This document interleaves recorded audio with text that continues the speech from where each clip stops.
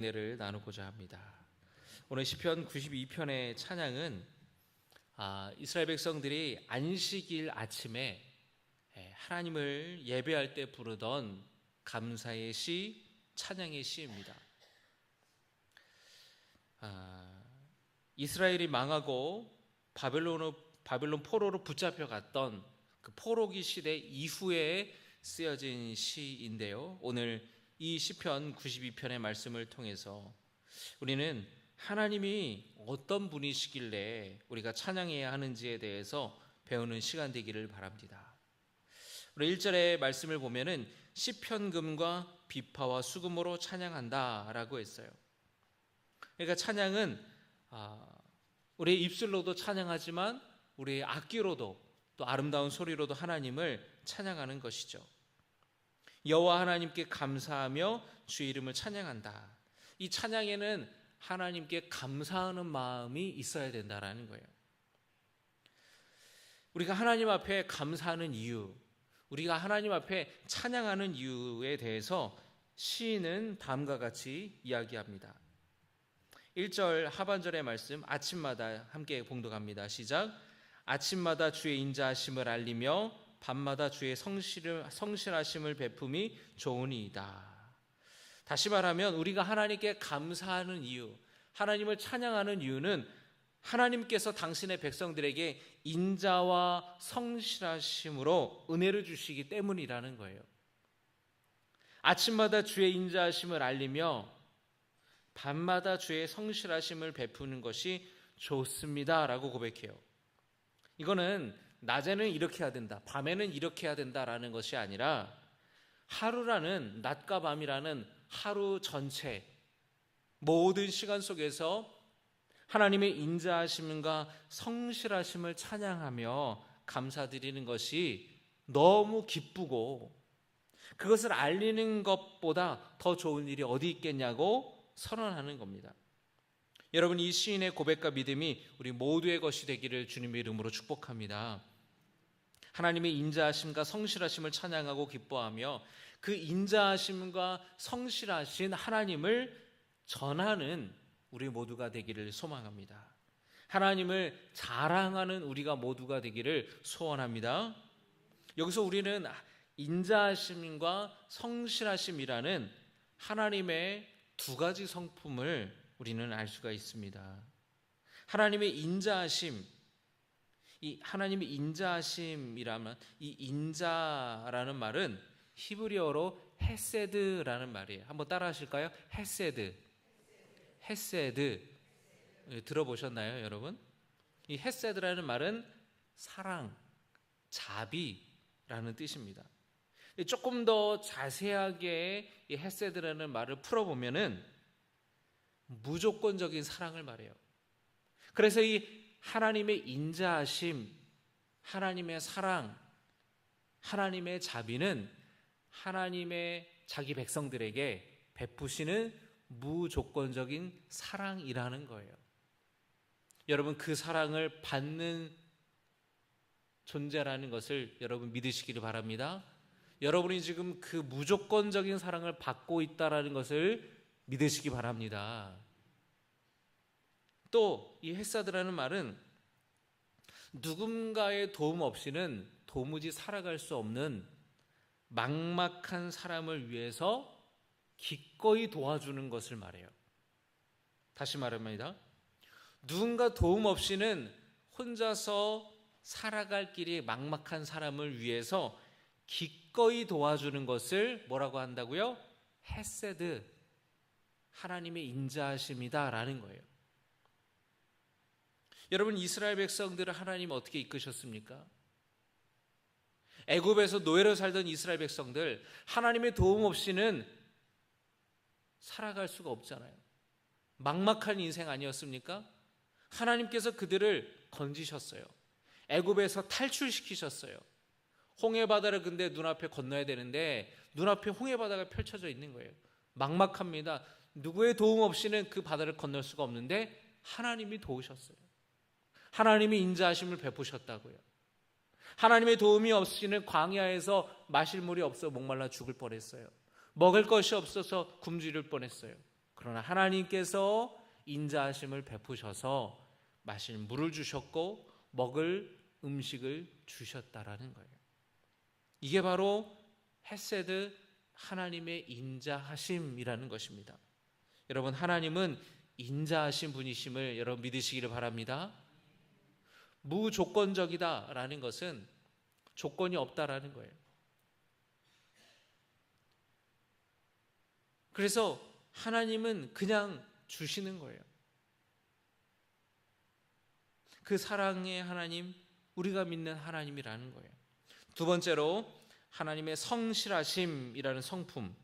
이 성실하심이라는 것은 우리가 알고 있는 성실의 의미도 있고요, 믿을만하다라는 뜻의 신실하심이라는 뜻도 있습니다. 약속을 지키신다라는 뜻도 있어요. 여러분, 우리가 누구를 보고, 어떤 사람을 보고 가리켜서 성실하다고 이야기를 합니까? 직장을 다니면 여러분, 이 출근 시간이 정해져 있잖아요. 근데 그 출근 시간에 꾸준하게 지각하지 않고 늦지 않고 출근하는 사람, 그리고 자기 업무를 열심히 하는 사람, 그 사람을 보면서 성실하다 이야기를 해요. 맨날 늦고 자기 하는 일 빵꾸 내고 그런 사람을 성실하다고 말하지 않습니다. 성실하다라는 것은 꾸준하다라는 것이고 변함이 없다라는 것이에요. 자기 몫을 해내는 것을 말해요. 하나님이 성실하시다라는 말은 우리를 향한 하나님의 사랑이, 앞서 말한 인자하심, 그 사랑이 꾸준하다라는 거예요. 우리를 향한 그 인자하심이, 그 사랑이 변함이 없다라는 거예요. 하나님은 우리를 향한 사랑을 멈추지 않으시고 우리를 향한 하나님의 사랑을 꾸준히 베풀어 주시는 분임을 여러분 기억하시길 바랍니다. 우리를 위해 지속적으로 헌신하시는 분이세요. 하나님은 성실하신 분입니다. 그리고 하나님은 신실하세요. 신실하다라는 말은 믿을만하다라는 말입니다. 하나님은 누구보다도 믿을만한 분이시고 우리가 기댈 만한, 의지할 만한 분이라는 거예요. 하나님은 약속을 어기지 않고 약속을 지키시는 분이라는 거예요. 여러분, 약속을 지키는 사람을 우리는 신뢰합니다. 약속을 안 지키는 사람은 여러분 믿을 수가 있어요? 신뢰할 수 있어요? 신뢰하지 못하죠. 우리 하나님은 신뢰할 만한 분이시라는 거예요. 믿을 만한 분이라는 거예요. 의지할 만한 분이라는 거예요. 그런 뜻에서 하나님은 신실하세요. 여러분, 인자하신 하나님께서 우리를 위해서 무조건적인 사랑을 베푸셨음을 믿으십니까? 성실하신 하나님께서, 신실하신 하나님께서 변함없는 사랑을 여러분에게 베풀고 계시고 여러분을 지켜주고 계심을 믿으십니까? 할렐루야. 하나님은 인자하신 분이세요. 하나님은 성실하신 분이십니다. 그 하나님의 이 성품에 대해서 예수님께서 비유를 하나 들어서 하나의 이야기를 통해서 말씀하셨는데 어떤 이야기인지 여러분 한번 맞춰보시겠어요? 하나님의 인자하심과 성실하심을 이야기로 말씀하셨거든요. 여러분 잘 아시는 이야기죠. 돌아온 탕자의 이야기. 그 이야기를 통해서 하나님의 인자하심과 하나님의 성실하심을 말씀하셨어요. 사실 여러분 그 이야기를 우리는 돌아온 탕자의 이야기라고 하지만 사실 그 이야기의 주인공은 돌아온 탕자, 둘째 아들이 아니라 아버지가 주인공이에요. 어떤 아버지에게 아들이 둘이 있었습니다. 그런데 어느 날 둘째 아들이 아버지로부터 받을 유산을 미리 달라고 떼를 썼어요. 여러분, 자녀에게 유산은 언제 상속되는 겁니까? 부모가 죽을 때 상속이 되는 거죠. 부모가 멀쩡히 살아있는데 부모 재산 떼달라고 고집을 부리는 거예요. 근데 이 아버지가 자기 재산의 절반을 떼서 둘째 아들에게 줬습니다. 이 아들이 그냥 그 아버지에게 받은 유산을 받아가지고 신이 나가지고 집을 떠나요. 고향을 떠나서 먼 나라로 갑니다. 가진 건 돈밖에 없어요. 그걸 가지고 허랑방탕하게 다 쓰는 거예요. 근데 신나게 허랑방탕하게 그렇게 돈 쓰는 재미에 들려서 살았는데 여러분, 그게 금방 동이 나버렸어요. 순식간에 돈을 다 써버리고 말았습니다. 빈털터리가 됐어요. 펑펑 돈 쓸 때는 주변에 친해지려고 다가오는 사람들도 있었고 아주 산의 진미 귀한 음식도 먹고 즐길 걸 다 즐기며 살았는데 돈이 떨어지니까 사람들도 다 떠나가 버리고 말았어요. 산의 진미 귀한 음식은커녕 돈이 없으니까 먹을 음식을 사 먹을 돈조차 없어서 굶는 일이 허다했습니다. 굶어줄 수는 없으니까 어느 농장에 찾아가서 그 농부에게 부탁을 합니다. 내가 먹을 것만 주면 내가 무슨 일이든 하겠다고. 그래서 그가 돼지 치는 일을 하게 돼요. 아주 하찮은 일을 하게 됩니다. 그런데 그 돼지 치는 일을 하는데도 너무 배가 고파서 배를 채우기 위해서 돼지가 먹는 쥐엄나무 열매를 먹으려고 했는데 그것도 먹을 수가 없었습니다. 이 쥐엄나무 열매는 콩이랑 비슷한 거예요. 사람들이 간식으로 먹거나 아니면은 가축 사료로 썼던 곡식입니다. 근데 그것도 먹을 수가 없었어요. 그런 자기 자신이 너무나 비참한 거예요. 배고파 죽을 지경이 되고 나서야 이 둘째 아들이 비참한 모습이 되고 나서야 집 생각이 났어요. 문득 아버지 집에서, 우리 집에서 일하는 하인들의 모습이 떠올랐습니다. 양식이 풍부해서 집에서 일하는 하인들은 먹는 거 가지고 스트레스 받지 않았어요. 못 먹어서 배고프고 줄인 일이 없었어요. 배불리 먹고도 음식이 남을 정도였어요. 그런데 자신은 여기서 이제는 굶어 죽는구나 라고 생각하다가 그렇게 한탄하다가 문득 내가 집으로 돌아가야겠다. 집으로 돌아가기로 마음먹었습니다. 아버지께는 내가 너무나 죄송하고 너무나 부끄럽지만 내가 이렇게 주는 것보다야 아버지 집에 가서 종으로 사는 게 훨씬 낫겠다. 그냥 나를 하인으로 써달라고. 그럼 내가 굶어 죽지는 않겠구나. 그리고 그가 고향집으로 향했습니다. 그런데 아직 집까지는 거리가 먼데 아버지가 아들을 먼저 알아보고 달려가서 껴안아요. 여러분, 이 성경의 말씀을 잘 우리가 봐야 되는데 여러분 생각해 보세요. 집 나간 둘째 아들이 어디로 갔는지 또는 언제 오는지 아버지가 압니까? 모릅니까? 몰라요. 그 당시에 무슨 핸드폰이 있습니까? 이메일이 있습니까? 자식이 떠나가서 연락이 없어요.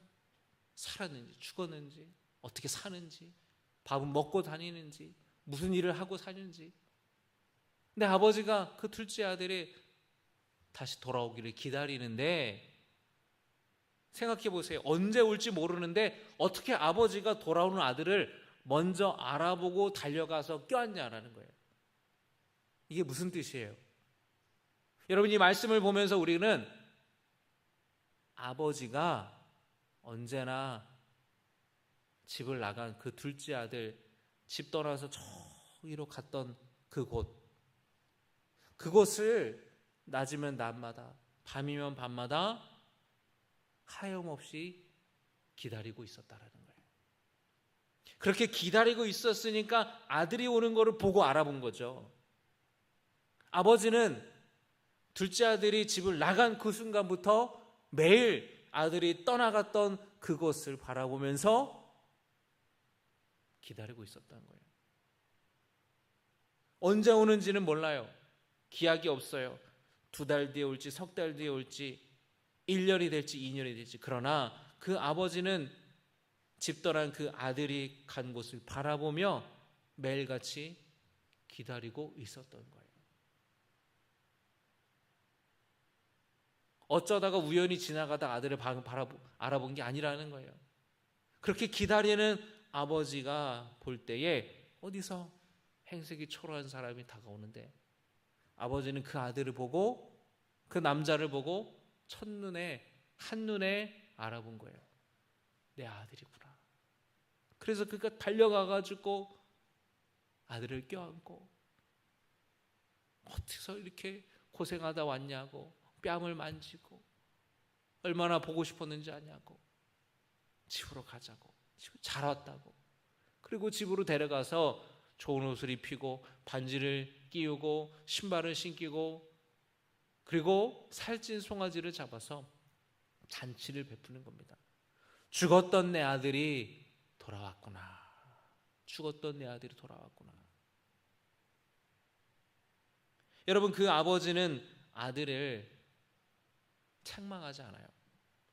예수님 하신 그 이야기에 보면 아버지가 그 둘째 아들에 대해서 혼내거나 책망하거나 그러지 않습니다. 너 어디다 돈 쓴 거냐? 내가 너 그렇게 가르쳤냐? 이 꼬라지가 이게 뭐냐? 그러니까 내가 뭐라고 말했냐? 그런 얘기 안 해요. 그냥 그 아들을 품어주고 그 아들의 신분을 회복시켜줍니다. 이 아들은 아버지께 너무 죄송합니다. 나는 내가 잘못했습니다. 나는 이제 더 이상 아들이라고 불릴 자격이 없습니다. 그렇게 둘째 아들이 말하지만 아니라고. 무슨 소리냐고. 그러면서 둘째 아들의 신분을 회복시켜주죠. 예수님은 이 아버지와 이 아들들, 이 이야기를 통해서 예수님이 하시는 이야기의 핵심은 뭡니까?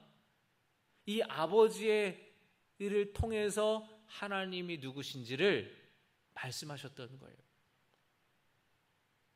그 하나님은 인자하신 아버지시라는 거예요. 자식을 위해 희생하는 아버지라는 거예요. 그리고 성실하신 분, 변치 않으시고 사랑을 베푸시는 분이시라는 거, 그 아들을 사랑하기 때문에 비난하지 않고 혼내지 않고 그 아들을 하염없이 기다리시는 분이라는 것을 예수님은 말씀하고 계시는 겁니다.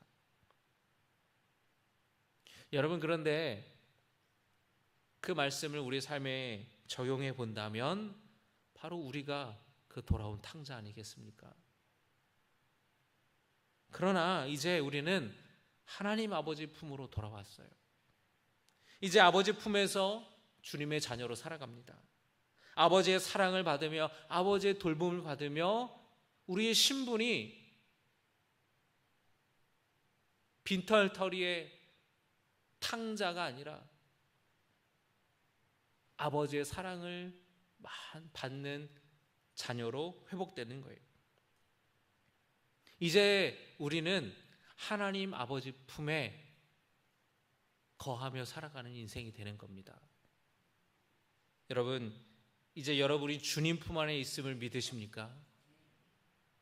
그러면 여러분, 이제 걱정할 필요가 없어요. 아버지 집을 떠나갔던 아들은 배고파서 굶어 죽을까 봐 걱정했어요. 그런데 아버지 집으로 왔던 아들은 이제 굶어 죽을까 봐 걱정할 필요가 있습니까? 없습니까? 없어요. 왜? 나는 아버지의 아들이기 때문에 아버지의 것이 다 내 것이에요. 내가 원하는 거 아버지가 다 주시는 거예요. 부족한 거 채워주셔요. 그러니까 굶어 죽을 걱정할 필요가 없는 거예요. 불안해할 필요가 없는 거예요.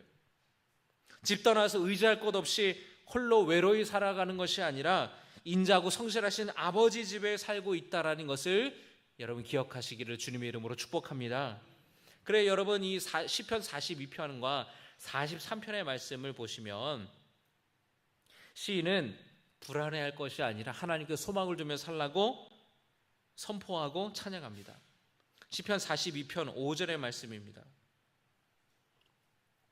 시편 42편 5절의 말씀 우리 같이 읽겠습니다. 시작. 내 영혼아 내가 어찌하여 낙심하며 어찌하여 내 속에서 불안해하는가. 너는 하나님께 소망을 두라. 그가 나타나 도우심으로 말미암아 내가 여전히 찬송하리로다. 할렐루야. 다른 누군가에게 한 말이 아니에요. 이 말씀은 시인 자기 자신에게 하나님 자기 자신에게 하는 말입니다. 하나님께 소망을 두기로 다짐하면서 스스로 믿음으로 고백하며 선포했다라는 겁니다. 따라하십니다. 내 영혼아. 따라합니다. 내 영혼아. 네가 어찌하여 낙심하며 어찌하여 불안해하는가. 너는 하나님께 소망을 둬라. 할렐루야. 여러분의 이름을 한번 넣어서 한번 얘기해 보세요. 시작. 인태야. 여러분이 저한테 인태야 그러면 어떻게 해요? 여러분의 이름을 부르라니까. 이렇게 말씀 못 알아들으면 어떻게 해야지? 정신 차리시고 여러분의 이름을 넣어서 앞에다 두라는 거예요. 누구누구야. 알겠습니까 여러분? 자, 다시 한번 시작. 인태야 어찌하여 낙심하며. 시작. 어찌하여 낙심하며 어찌하여 불안해하는가. 너는 하나님께 소망을 두라. 할렐루야. 그가 나타나 도우심으로 말미암아 내가 여전히 찬송하리로다. 자기 자신에게 이 시편의 시인은 고백했던 거예요. 어찌하여 네 영혼아 내 영혼아 낙심하며 불안해하는가. 하나님께 소망을 둬라. 다른 누군가에게 한 말이 아니에요. 여러분 우리 살아가다 보면 우리의 마음이 불안이 찾아올 때가 있어요. 걱정될 때가 있어요. 그런데 중요한 거는 그 불안에 그 걱정되는 마음에 빠지지 않는 거예요. 매몰되지 않는 거예요. 어깨가 축 처진 채 땅만 바라보며 살아가는 것이 아니라 우리의 눈을 들어서 하나님을 바라보겠다고 하나님께 소망을 두고 살겠다고 시인은 고백하는 겁니다. 그렇게 스스로 다짐하고 마음 먹는 거예요. 하나님께 소망을 두기로 작정하는 거예요. 여러분 이걸 뭐라 그러냐면 바로 믿음이라고 얘기를 하는 거예요. 여러분 이 믿음이 여러분에게 있기를 주님의 이름으로 축복합니다. 하나님께 소망을 두는 삶, 그게 믿음으로 살아가는 거예요. 오늘 시편 92편에서도 하나님의 인자하심과 성실하심을 찬양하는 것처럼 여러분의 매일매일 순간순간마다 하나님을 찬양하고 하나님을 의지하시기를 주님의 이름으로 축복합니다. 인자하고 성실하신 하나님께서 우리를 붙들어 주시는 분이세요. 우리가 주님을 멀리 떠날 때에도 우리를 버리지 않으십니다. 둘째 아들을 기다리셨던 아버지처럼 우리가 주님을 때로는 멀리 떠나갈지라도 우리가 신앙생활하면서도 때로는 주님을 멀리 떠나갈 때도 있잖아요. 그러나 주님은 우리를 기다리는 분이세요. 이어서 오늘 말씀 속에서 시인은 하나님의 자녀들이 누리는 복, 그러니까 하나님 품 안에 돌아온 탕자, 그 둘째 아들이 돌아왔을 때의 아버지 품 안에서 누리는 복에 대해서 이야기를 합니다. 여러분 92편 12절의 말씀 같이 읽겠습니다. 12절입니다. 시작.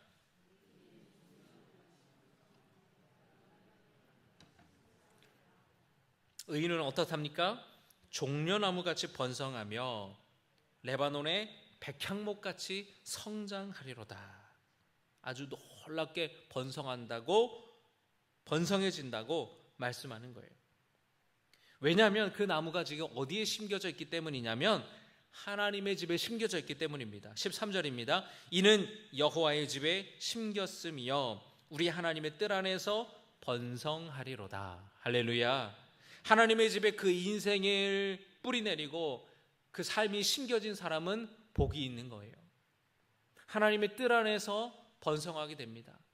하나님 안에 머물 때에, 하나님 품 안에 머물 때에 하나님께서 풍성하게 하시고 번성케 하시고 하나님께서 형통케 하신다라는 것을 믿으시길 바랍니다.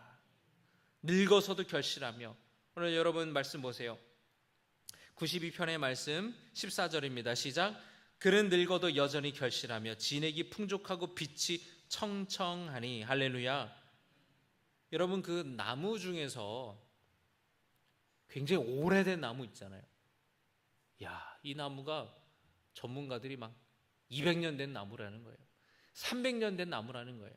그런데 똑같이 오래된 나무 중에서도 어떤 나무는 여전히 아주 단단하고 푸르고 그 모습이 아주 멋진 나무가 있어요.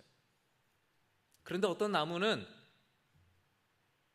뭐 오래됐다고는 하는데 안에 보니까 안에가 텅텅 썩어 있고 벌레가 먹고 이거는 볼품이 없다, 이런 나무도 있잖아요.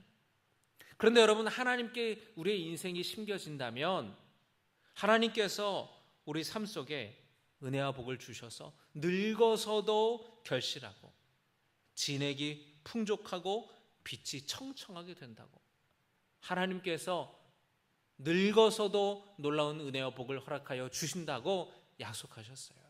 여러분이 약속을 붙드시기를 주님의 이름으로 축복합니다. 여러분의 삶의 뿌리를 하나님께 내린다면 이 놀라운 복이 다 누구의 거라는 거예요? 다 여러분의 것이라는 거예요. 하나님이 그렇게 주신다고 약속하셨습니다. 하나님은 신실하신 분이세요. 약속을 지키시는 분이세요. 여러분, 바라기는 주님 품 안에 거하고 주님 품 안에 머무는 인생 되시기를 바랍니다. 그래서 하나님이 주시는 풍성한 은혜와 복을 누리는 형통한 은혜를 누리시기를 주님의 이름으로 축복합니다. 오늘 주신 말씀을 기억하면서 우리 함께 찬양하길 원합니다.